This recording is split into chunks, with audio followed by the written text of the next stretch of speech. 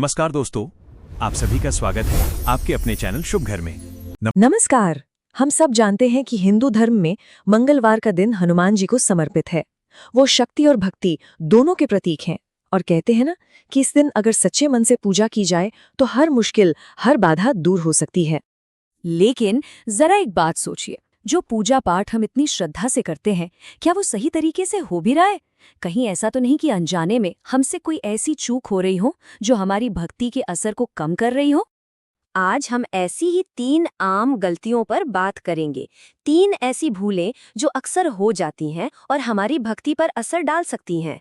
जी हाँ, ये वो छोटी छोटी बातें हैं जिन पर शायद हमारा ध्यान भी नहीं जाता, लेकिन ये हमारी भक्ति के प्रभाव को कम कर सकती हैं। तो चलिए आज इन्हें समझते हैं ताकि हमारी पूजा और भी सार्थक और भी असरदार बन सके।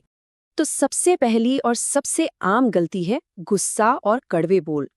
देखिए, मंगलवार का दिन ना बहुत ऊर्जा और शक्ति का दिन माना जाता है, लेकिन अगर इस एनर्जी को सही दिशा न दी जाए तो ये घर में अशांति भी ला सकती है।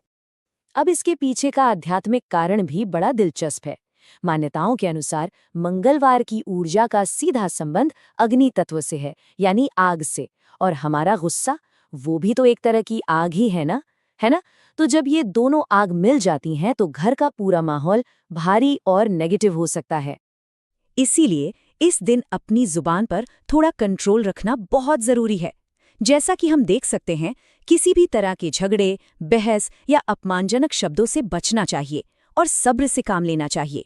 मन को शांत रखने के लिए ओम हनुवते नमः का जाप करना एक बहुत ही अच्छा उपाय है। हमेशा याद रखें, सच्ची भक्ति सिर्फ व्रत उपवास में नहीं, हमारे व्यवहार में भी दिखती है। चलिए अब आते हैं दूसरी बड़ी भूल पर, और वो है सिर्फ दिखावे के लिए की गई भक्ति। एक बात गांठ बांध लीजिए, हनुमान जी को सच्चाई पसंद है, दिखावा बिल्कुल नहीं।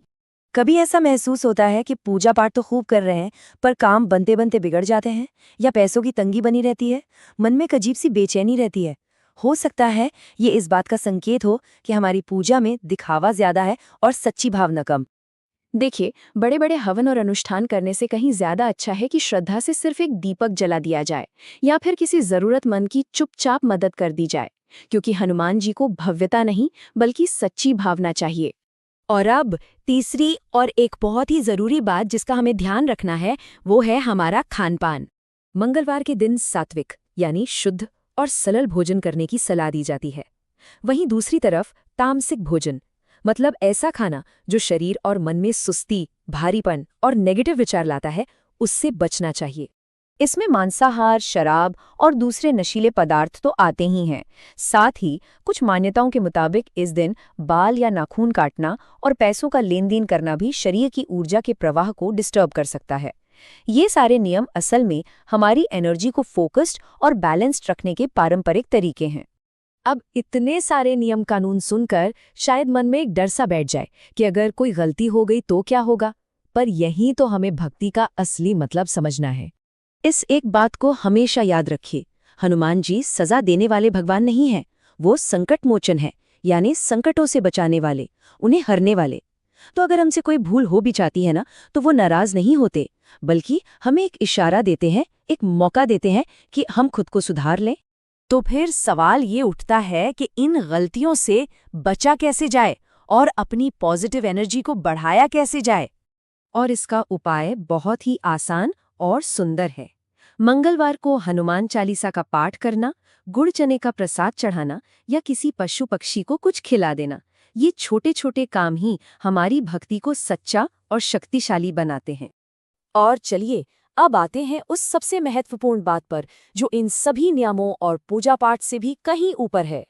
असल में ईश्वर को हमारे घंटों के पूजा पाठ से ज्यादा हमारा अच्छा व्यवहार प्यारा है।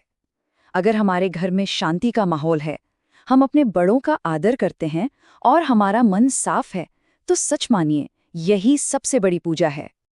तो अगली बार जब पूजा करने बैठें तो खुद से ये सवाल जरूर पूछें, क्या मेरा आचरण, मेरा व्यवहार ही मेरी सबसे सच्ची प्रार्थना है? बजरंग बली हमेशा सबकी रक्षा करेंगे।